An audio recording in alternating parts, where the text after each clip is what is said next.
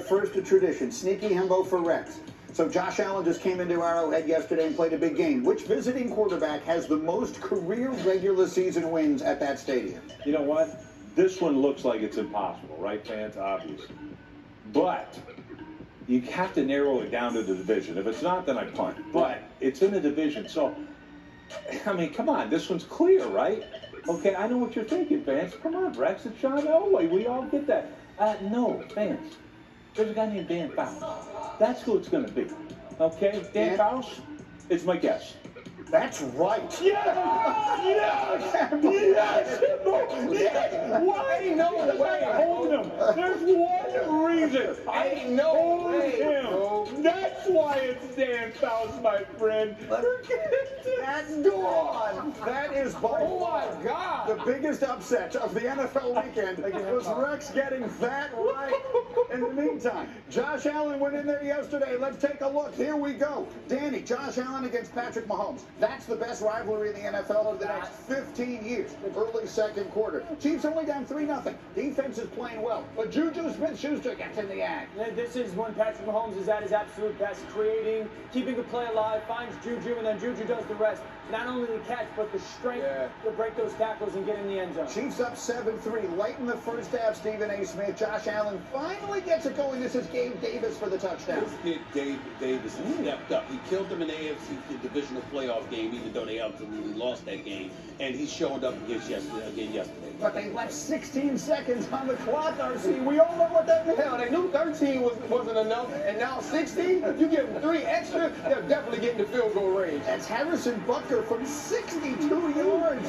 And it's easily good. So we're tied at 10 at halftime. What more could you ask for? Third quarter, Bills back in the red zone. And Danny, he's got Stephon Diggs. Yeah, then that safety peeks to that three-man side. He's got one-on-one with Diggs. Another beautiful go throw down in the red zone. Bills up 17-10. Here comes Kansas City. It's Smith-Schuster again. RPO, that linebacker goes for that run. You replace it with the slant. Juju does a good job running. Tyreek scores on that. Down in the red zone. He does. Actually true. But they do wind up getting the touch. It's Mecole Hardman after Mahomes buys all this time. So we're tied at 17 now, headed to the fourth quarter. Chiefs will kick a field goal. Buffalo down 20-17. Here's a moment, Dan.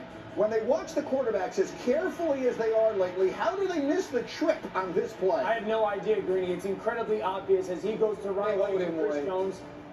Last week is a That's a kick save and a beauty of Marv Albert. They owed him one. Bills would have to punt, but the Von Miller RC comes up with a defensive play of This the is game. the reason you bring Von Miller to the team. He has this play, he also closes it out, pushing Patrick Mahomes out of the pocket Gives late. the ball back to Buffalo. They've got a 4th and inches, and Josh Allen sneaks that. They get a new set of downs, and then Stephen A. Smith. How would you describe by far the play of the day as Josh Allen goes up and over?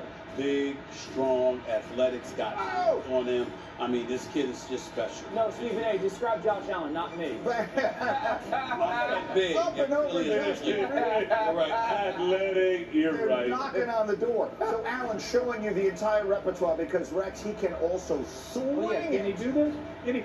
Oh, is that a bazooka? Did he load the bazooka? Oh, my goodness. Bills 24-20. But they left a minute on the clock for Patrick Mahomes. Dan, I can't believe this happened. Well, that starts with Marcus Spears coining Von Miller as a closer, and they do a great job with their coverage attached to it.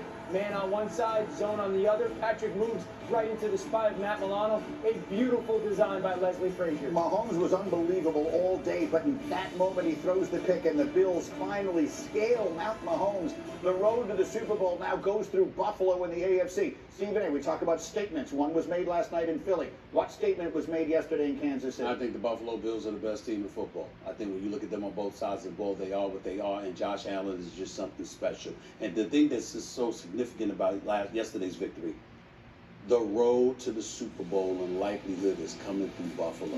Now, Patrick Mahomes got a shot. I don't see anybody else in the AFC that can go to Buffalo in January and win.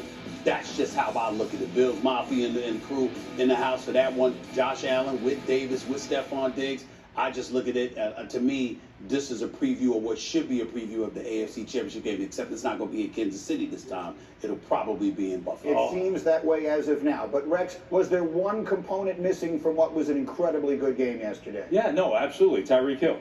And that's what's going to be missing in the AFC Championship game. And when you get beat, one team got better, all right, the Buffalo Bills, and one team got worse. Why are you Tyreek Hill go? This is how they do it at the Baptist church. when the deacon is passed out, you gotta fan her. But Patrick Mahomes is going to be better. Stephen A. This is going to be better for Patrick Mahomes. So you got to have Tyreek Hill. I gave up hope with him. How you going to get? This is the difference, guys. What's the difference? Bills are the best team in football. Absolutely. The Chiefs have scored more points.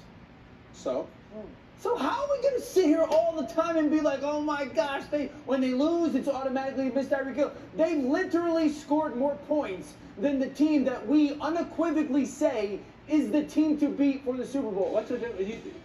I'm saying back, Buffalo Bills, They're good. they scored 30-some points against the Steelers and said, you know what, hey guys, just go out there, don't worry about it. I respect Mike Tomlin. I was a teammate of Mike Tomlin's in college. Let's not we don't need any more points. Not having Tyreek Hill. What does it come down to? What decided the game? A red zone interception by Patrick Mahomes, Yep. and the Buffalo Bills having one of the best defensive game plans we have seen in years. Can I explain why he's dead wrong on this? Please. All right, here's why. They brought in the closer, so to speak, right, Von Miller. Why? To make a difference in the fourth quarter. He only had 3 pressures in the fourth quarter, so he certainly is a difference. Of course. That's why you bring him in. You bring in the great closer to win games.